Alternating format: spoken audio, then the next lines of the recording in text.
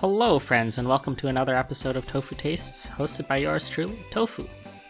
Today we're going to be looking at the Kirby Pupupu Park Paper Theater Kit by Ensky. It's a craft kit where you make a 3D scene out of 2D paper layers. Although it is a Japanese product, it does include English instructions. The instructions themselves are pretty simple. You just cut out the pieces and glue them according to the pictures. Other tools you will need are a utility knife, glue, and some tweezers. I started off using a box cutter, but I switched to an X-Acto knife later on as it just wasn't sharp enough. For glue, I used Aleene's Turbo Tacky Glue, which I find has a nice mix of adhering quickly, creating a strong bond, while also being easy to get off your hands. Finally, these tweezers I stole from my sister's makeup tools. My good friend got me this as a gift from a Japanese supermarket down in San Francisco, and I think it wasn't too expensive. If you're looking for this one in particular online though, it might be more on the expensive side. I've seen it going anywhere between $60 and $100.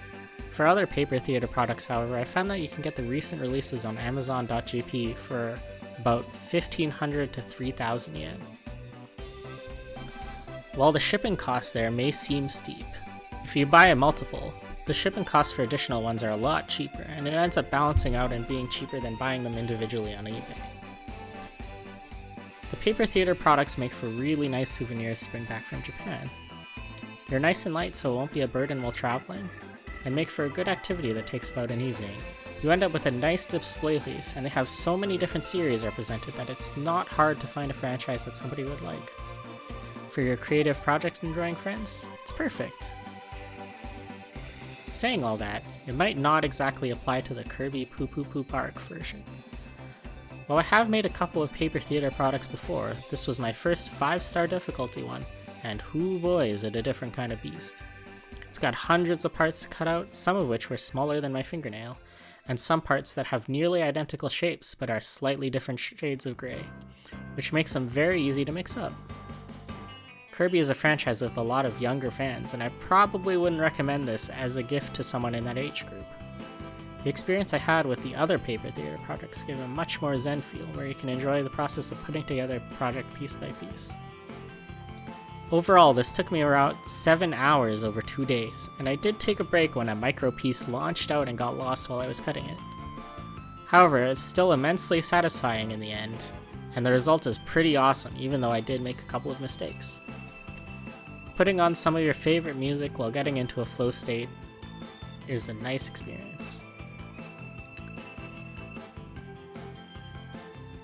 Do you think you'd like making one of these paper theater craft kits? Did you see the mistakes I made at 100 times speed? Let me know in the comments down below. If you enjoyed this episode of Tofu Tastes, be sure to subscribe as I never upload so you'll know if I ever do again. Also, if you want to hit the YouTube buttons, I'd appreciate it. Anyways, I'm going to leave you to enjoy the rest of the time lapse. Thank you for watching.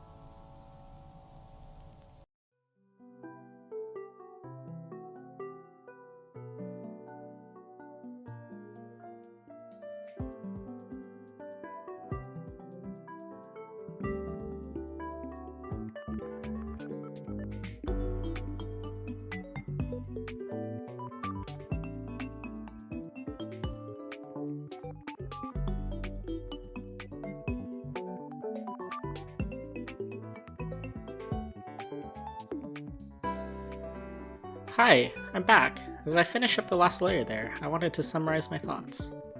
While the tiny and thin pieces are difficult and prone to bending, making the build process more frustrating.